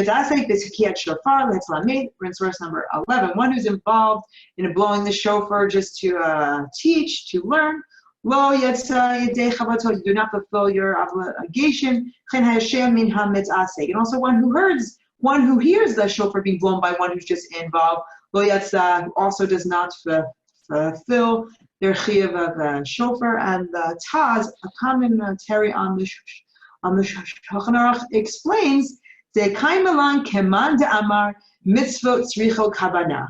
Because, explains the Taz at source number 12, the Shulchan Aruch holds like the opinion which says that mitzvot require kavanah. Mitzvot require a specific intention to fulfill them. And similarly, when the Shulchan Aruch writes the laws of Shulchan Aruch in source number 13, HaKorei et Shema lo kivein libo b'pasuk rishon hu Shema Yisrael lo yatsa yedei chovato. If you're reading the pasuk of Shema, and if you don't have any kavanah in the first verse of Shema Yisrael, you do not fulfill your chiyuv. And here also the Magen Avraham writes, because you require kavanah in that first verse, because mitzvot tzrichot kavanah. However, when it comes to achilat matzah, consuming matzah on Chag HaPesach, the Shulchan Aruch rules the opposite, but in the same way we saw the Rambam did as well. So verse number 15, the Shulchan Aruch rules, achal matzah below kavanah, if someone consumes matzah without any kavanah, without any intention to perform the mitzvah, kigon shensu akum or lisim, lachol, for example, non-Jews or thieves force you to eat the matzah, yatsa yidei chovato, you fulfill your obligation to eat matzah. Why? Kivan shu yodea shalayla pesach v'shuchai ba'achilat matzah. As long as you know it's Chag HaPesach, and you know that there's a chiyuv to eat it. So you have to have some minimal kavanah, adds in the Shulchan Aruch here. But if you thought it was a weekday, if you didn't know it was Chag HaPesach, or you weren't even aware you were eating matzah at all, you would not fulfill the chiyuv. And that is found in the Gemara there as well. So we see that, like the Rambam, the Shulchan Aruch on the one hand holds that a slew of other mitzvot do require kavanah, and explain the taz because the Shulchan Aruch rules mitzvot require kavanah. On the other hand, when it comes to matzah, he does not require you to have a general kavanah to perform the mitzvah. And here the Magen Avraham explains what we said before for the Rambam, and that is in source number 16. Even though mitzvot do require kavanah in general, as we saw above. But the midei da'achila shani. But when it comes to an act like eating, that is inherently different. Shaharei achal v'neheneh bekach. Exactly what we said, because you are eating. And when you eat, you get benefit, you get enjoyment. And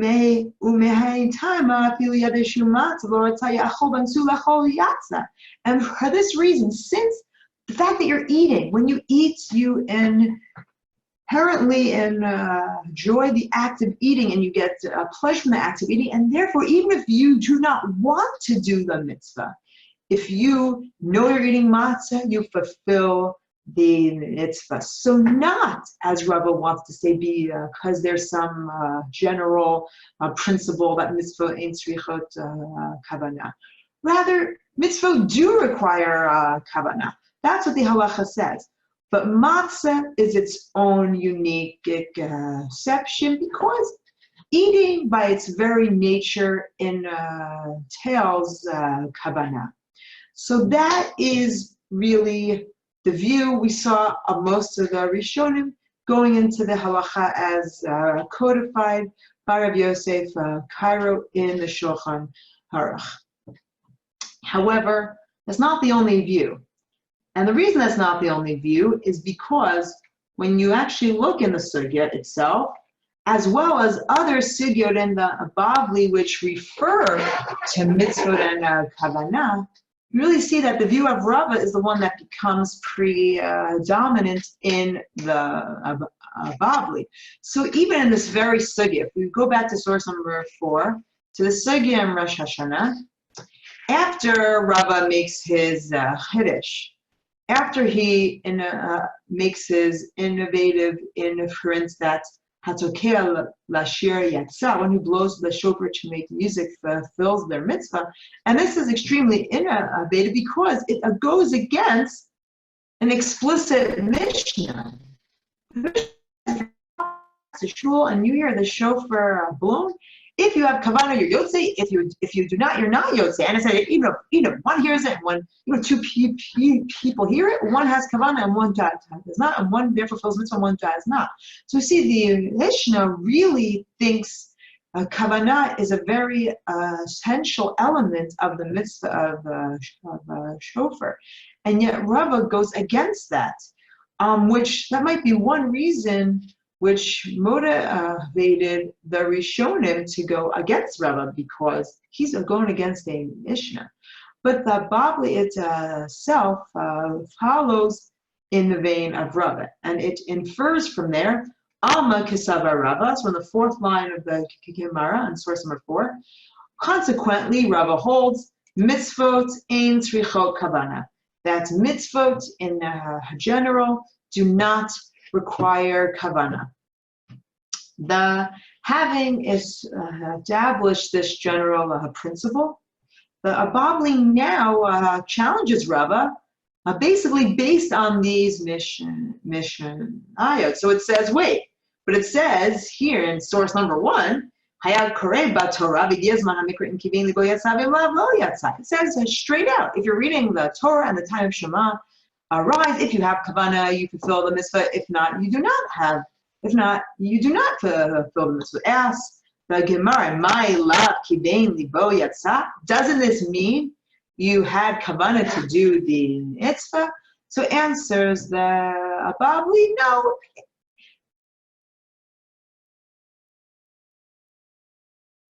Kavanah you need in the Mishnah is not kavanah the mitzvah. It's only kavanah to read. To read, but that's what you were doing. So rather it says you're reading to correct for mistake. So you weren't even reading. So you were doing a very minimal act of just, crossing the T's and dotting the I's. That is not adequate. But if you're reading, you just have to have kavanah to read, and that would be adequate, says the Babli in defense of Rava. So then it brings the next Mishnah. Mishnah number 2 on our source sheets. If you're walking past the shul, or you live near shul, as we said before, you're walking past the shul and you hear the shofar, you hear the Megillat as they're being read on Rosh Hashanah or Purim. If you have kavanah, you fulfill the mitzvah. If not, you do not fulfill the mitzvah. And again, isn't this kavanah? Mommy, I did a lot of work. Can I go on the computer? Talk to Daddy. Sorry. If you have kavanah, you fulfill the mitzvah. Doesn't this imply kavanah to do the mitzvah? And again, responds the Gemara, no, lo, it's rather just leshmoa. You just have to have kavanah to hear. Leshmoa, Shama, you do hear it. What do you mean you have to have kavanah to hear? That's precisely what you were doing in the Mishnah that it said wasn't enough. So answers the Gemara, Savar Chamor Ba'almahu. So the first part of the Mishnah is where you think you're hearing the sound of a donkey praying. The sound of the shofar, too, sounds like a hee-haw of a donkey. So if that's what you thought, that would not be good. So you have to have a minimal amount of kavanah to know what you're hearing is a shofar. And that's, by the way, why we saw the Shulchan Aruch go in that way as well. You have to at least know that you're engaged in the act of the mitzvah, where you, in the case of matzah, where you're not obligated to have any kavanah. So we see it brings our mishnayot, which seem to very clearly go against Rava, and these mishnayot are reinterpreted to accord with Rava's view. So it looks like the sugya sides with Rava.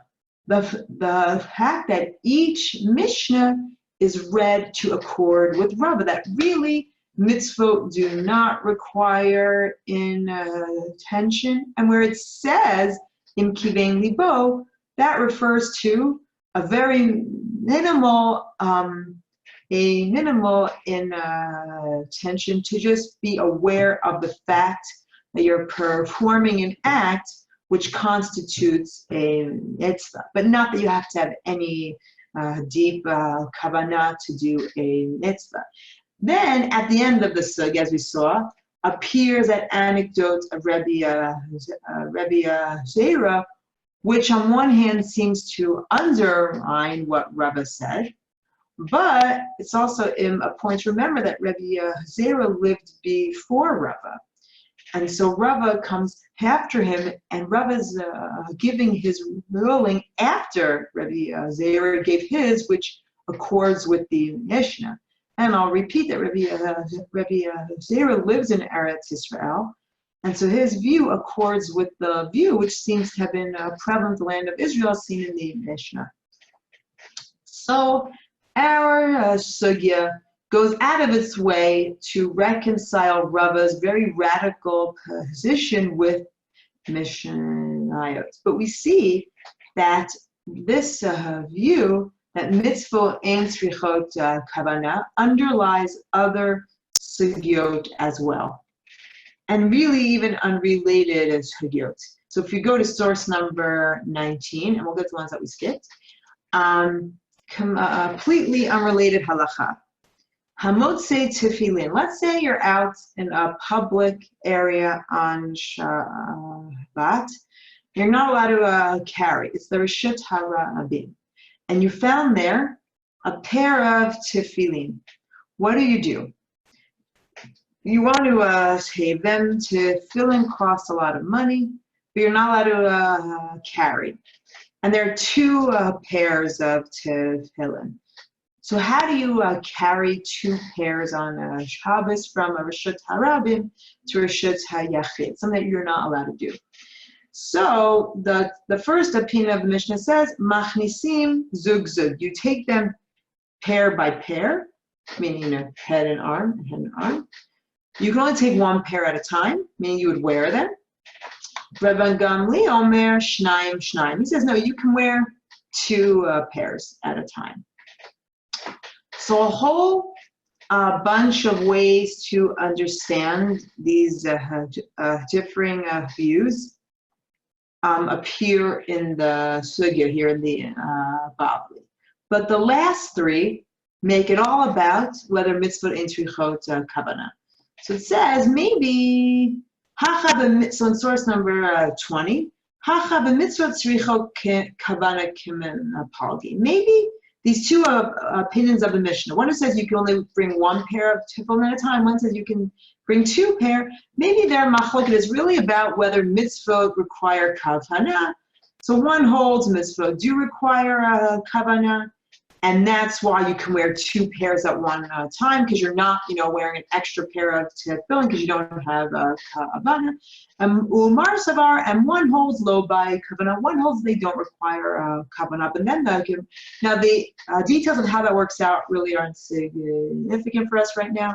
Then the Gemara says no. Dechule alma lo by kavana.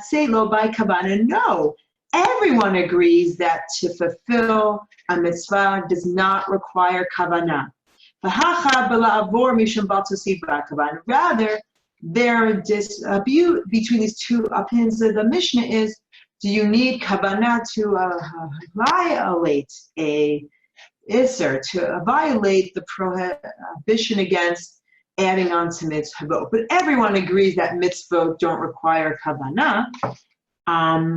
So we see in this sugya, first it presents it as a machloket, do mitzvah require kavana or not?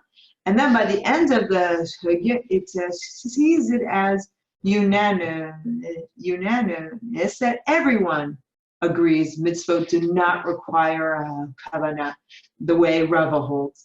And we'll see, and as we'll now see, that while most of the Rishonim ruled against Rava, one Rishon who is very prone to very pishat readings of the sugyot says that we do hold like Rava because that's the implication of the Bavli. So this is found in the Pirush of the source number 17, or that's authored by Rev Zerachia HaLevi. He too lived in the same place as the Ram, Gerona of Spain. There's a lot of people up there. and he lives not long after the Rif. He lives in the early 1100s, and he kind of gets a bad rap because the Ramban wrote a pirush against him, which he titled the Milchamot Hashem, the Wars of God, where he defends the Rif against the attacks of the Baal Maor.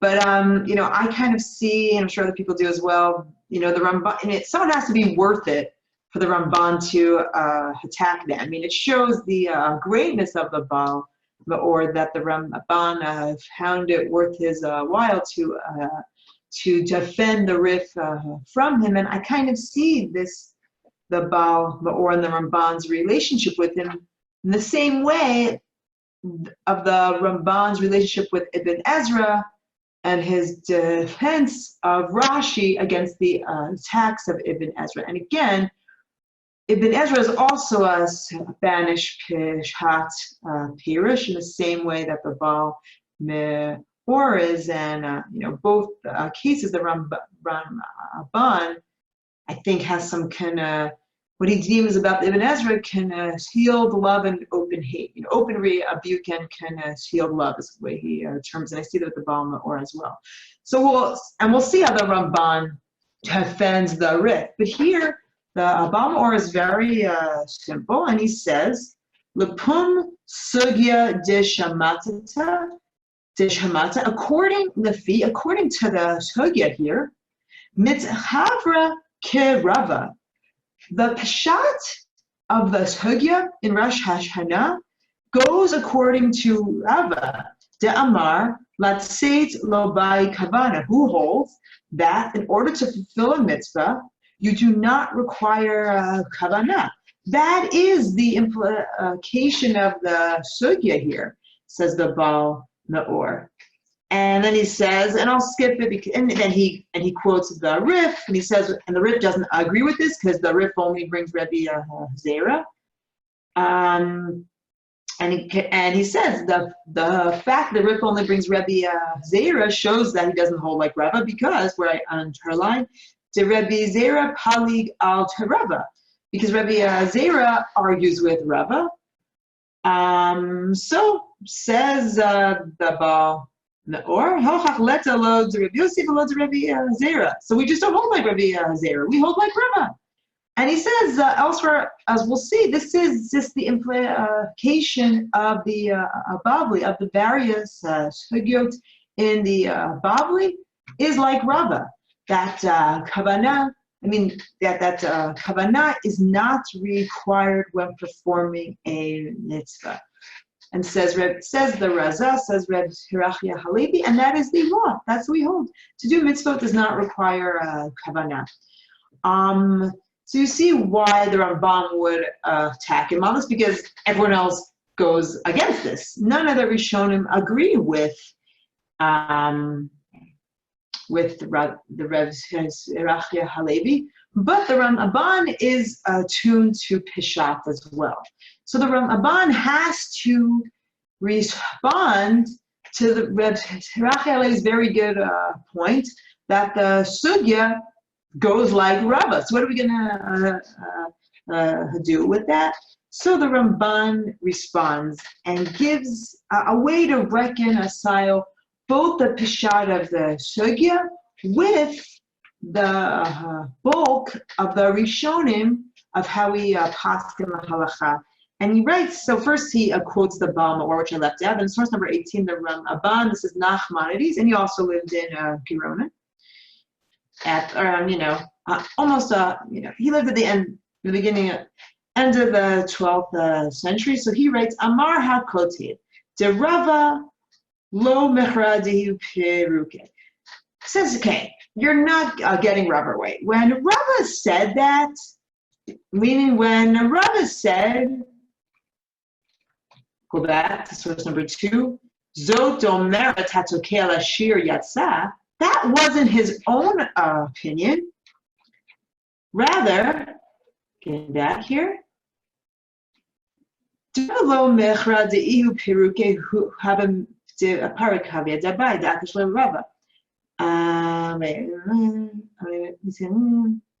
He's not giving his opinion. He's just telling you what Avua Dishmuel would have said. And he says this more at the end. Rabba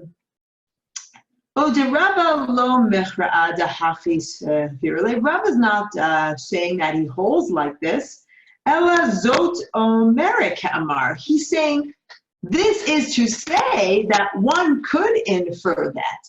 But Ihu lo savarle. But Rabba doesn't actually hold like that. So again, going back to source number 2, Rabba just says, based on the ruling of the father of Shemuel, this means to say that if you blow to make music, you fulfill your mitzvah. But says a Rambam, but Rabba's not saying that's my opinion. He's just telling you what Avua Dishmuel would have said. But says a Rambam, it's not actually Rabba's opinion. And so this whole sugi here is just theoretical. It's just if you were to hold that, this is how you would read these Mishnayot. But again, we don't hold like that. So that's how the Ramban reads the Pesach, and he's able to say that because Rava doesn't say Ani Homer, says me from this. Rather, he's saying Zot Omeret, the third person. One could say from this, this means to say Hatokei ala shir yatzah. So that's how the Ramban reads it. But looking through the various Sugyot, it seems that Rev Hirachia Halevi's reading is more in line with the overall, Babli, all the Sugyot in which the idea of mitzvot, Ein Tzrichot Kavana appears. It seems to go with this inference made from Rava and the later inference that was made that Rava was not limited to the case of blowing shofar, but applied to all mitzvot. And this then, because Rava's rule is the working assumption of the Babli, another Mishnah comes into conflict with that, which then the Babli has to work with. And that's not what I want to focus on the remainder of our time. Another Mishnah from Masechet Pesachim about what we do during the Seder. Now this is it. Most of Masechet Pesachim deals with searching for chametz, what was done in the Beit HaMikdash, and meaning how they acted when there was a karban Pesach. And the last parak deals with Leil HaSeder, actually what we do. So in the third Mishnah, 10th parak is a very, it's a difficultly worded Mishnah. A lot of different opinions as to what it means, so I'll just read it and tell you what it means so we can get to the sugya. Heviu lefanav, so they bring it before him, and the Mishnah doesn't say what is brought before him, so it says they bring before him. Some say either the table, they used to each have their own little private table, or they bring out the vegetables. And then it says mithavel. So they bring out either the table or the vegetables, and then mithavel, he dips.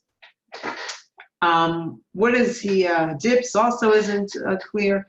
Toso says they dip the vegetables in water or some sort of dressing.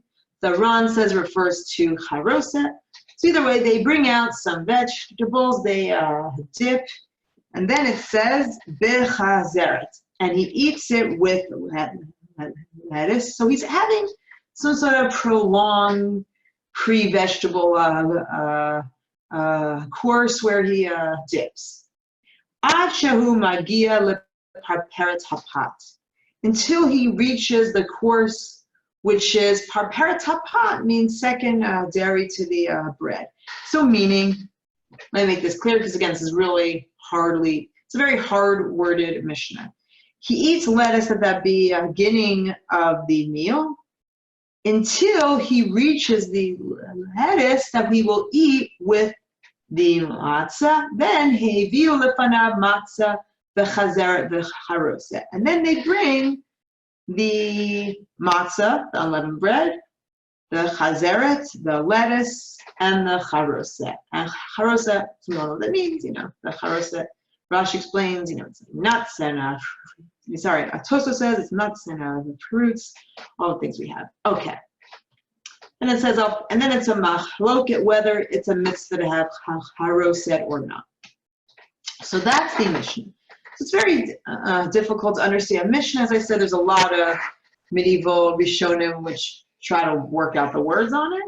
But what's clear is that lettuce is served 2 times during the meal. The first lettuce course, the first vegetable course they would have where they had lettuce. Then they'd bring lettuce out again, which you have with the matzah and the charoset. And what's that? We all do that during the meal. When you have the lettuce with the matzah and the charoset, that's a mitzvah of aror. We make our sandwich, so they're in the Mishnah. So Amar Reish Lakish. So Reish Lakish, who's a second generation Eretz Yisrael Ora, says, Zot omeret mitzvot tzricho kavana. Same language we saw in our Mishnah in our sugya with Rava. This Mishnah is saying that mitzvot do require kavana. Why? How do we see that? So the Gemara explains, since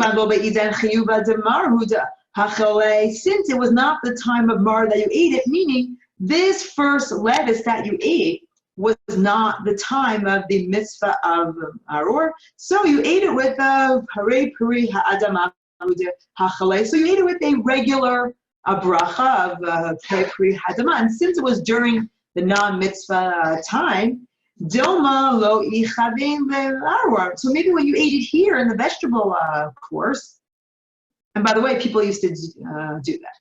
That's how you used to eat these. You would have salatim that they would dip with. So since you had the lettuce earlier when it wasn't time of the mitzvah, maybe you didn't have kavanah to do the mitzvah. Hilchach, therefore, says the Gemara, therefore, since you might not have kavanah the first time here, you have to have the maror again here when we bring out the matzah and the charoset, which is a time of the mitzvah. So says Reish Lakish, this proves that this Mishnah holds mitzvah do require kavanah. I'll just say al regel achat here. Reish Lakish appears in the corresponding Yerushalmi and doesn't say these words. It actually says the opposite. So it's probably not Reish Lakish who said this. And if you want to meet a different time, I could talk more about the development of this hagya. But the Gemara begins with the question that this Mishnah seems to imply that mitzvot do require kavanah. Therefore, when you had lettuce the first time, you might not have had kavanah because it was during the vegetable course. So make sure to have lettuce again during the matzah to make sure you have proper kavanah. But then but now the Gemara says, wait a minute, how do you know this? How can you just assume this Mishnah means mitzvot require kavanah? Maybe mitzvot really do not require intention. And as to that which you asked, why then do we have to have 2 servings of lettuce? Why? The reason we need 2 servings of lettuce is not because mitzvot require kavanah. We know mitzvot do not require kavanah. Rather, what's the reason we need 2 servings of lettuce? To have a heker, to do something different, to arouse the curiosity of the children present at the meal. As we know, we do lots of things like that. And there's a lot of, and we have Hefta, which talk about all the things we do during the meal to engage the children so that they ask questions. Maybe this is just an example of that. So the 2 servings of lettuce does not prove mitzvah require kavanah. It might just be to arouse the children. So then the Gemara says back, but if you'll say, im kein shar yerakot. If it was just about arousing the children's curiosity, why didn't it teach other vegetables then? Why was specifically the first vegetable you had that had to be eaten 2 times lettuce? Lettuce is what we use for aror. The fact that it has specifically lettuce, that would seem to show because you need a kavanah, because maybe you didn't have kavanah the first time. But then the Gemara says, no. If it had other vegetables and not lettuce the first time, havamina,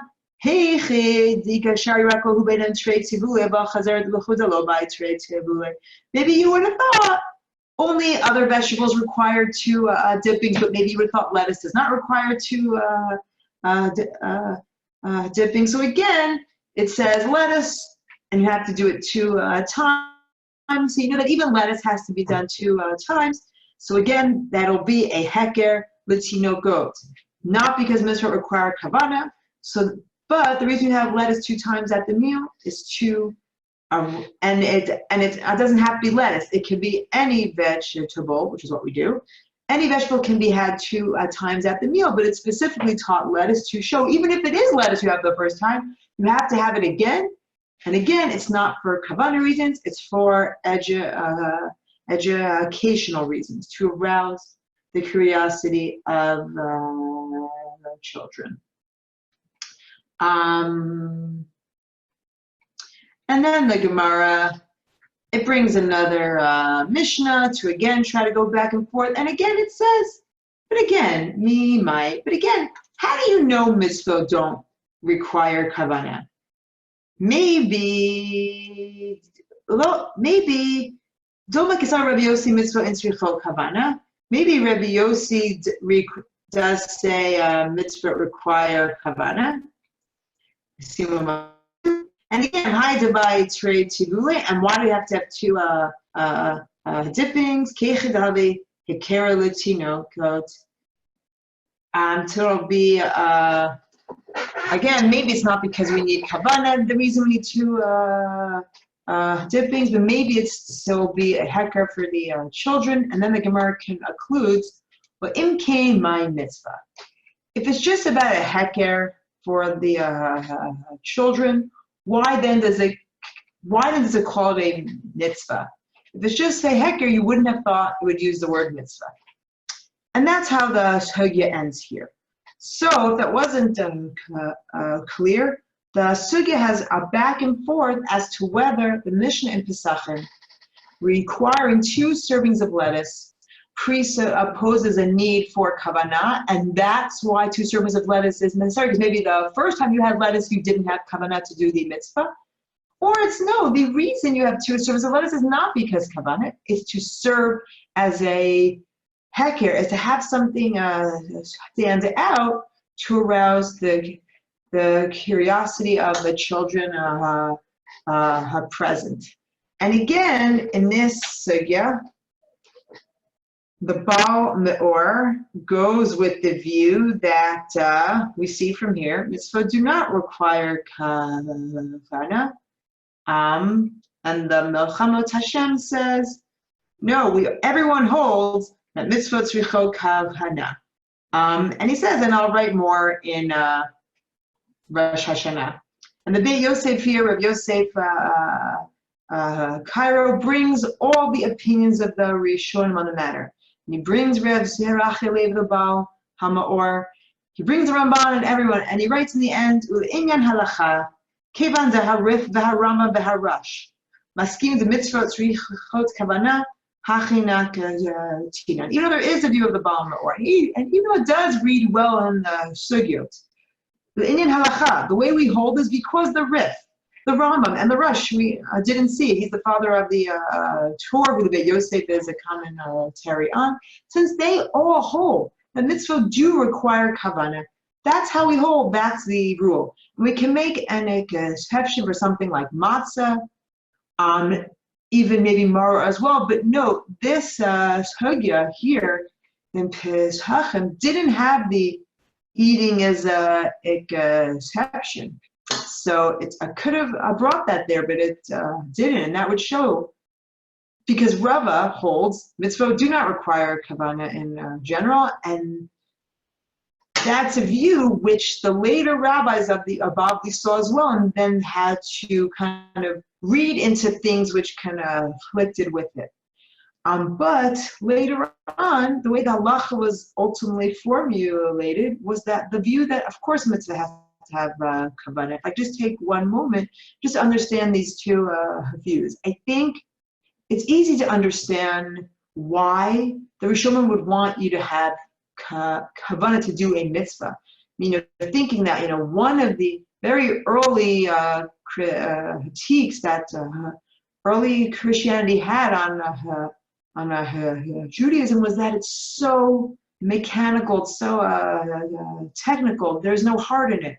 To just do actions by rote is meaningless and should require a deeper religious and eternal experience as well.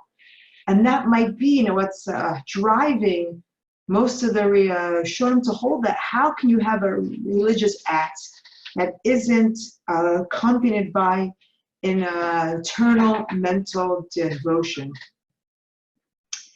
On the other hand, so that seems like the intuitive approach to mitzvot. And the one which says you can just do an act by rote, as long as you're aware that you're doing an act, what meaning is there in that? And that seems like a weird approach to have. While it seems weird, actually, it's a very kind of modern approach that contemporary ritual theorists are increasingly seeing as the inherent value of religious acts.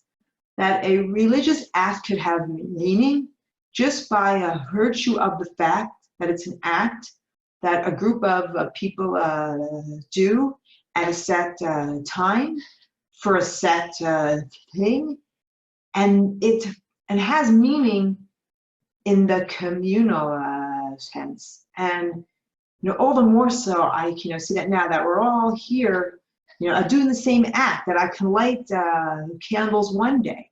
The fact that I light candles on a Friday when it begins to get dark, and I do that, and every other person does that as well, that has meaning. Even if I'm not thinking at that moment, I'm lighting to bring in the Shabbos. The fact that the whole community does that in the same way, at the same time, that has meaning to it. And it doesn't have to be less than a person who's thinking about their personal relationship with God at the moment either. So while Rava makes him counterintuitive, it does bring a new element to rituals and mitzvot that we do. That it can have meaning even divorced from our own personal thoughts about it, but it has meaning as a bringing a community together. And, the fact that mitzvot are what matter is why we still do perform these same mitzvot, all these thousands of years later, because we do place emphasis on the act. So certainly it is something to aspire to every time you do a mitzvah, to think about the religious experience of it. But I don't think it's any less meaningful to also feel just the communal boundary to it. And that's why you have to at least be aware that you're doing the act, which constitutes a ritual. So if you think it's a donkey parade, you don't do the mitzvah. As long as you know it's the shofar, and it's Rosh Hashanah, that can be adequate, says Rava, because the act itself has religious meaning. And so, can all take this into our observance of Pesach? Certainly, Pesach, eating matzah is itself in inherently a kavana-filled act, but I wish for us, even if we're alone during the Seder, we can feel the communal meaning of doing an act that I know people around the world are doing in the same way, in their same time. Obviously time difference accounted for, but try to draw a meaning from that and feel together, even when we can't be together in it. But the act itself does transcend our own personal experience of it, and I think that message of Rava be very, very relevant today, and especially in this year's observance of Pesach. So thank you so much. We got through all these. I'm impressed. We did it. And if anyone has questions, as always, you're welcome to email me. People took me up on that last week, so I'm glad that people know I meant it, and you're welcome to write to me again. Thank you. Thank you so much. And I'll stop the share.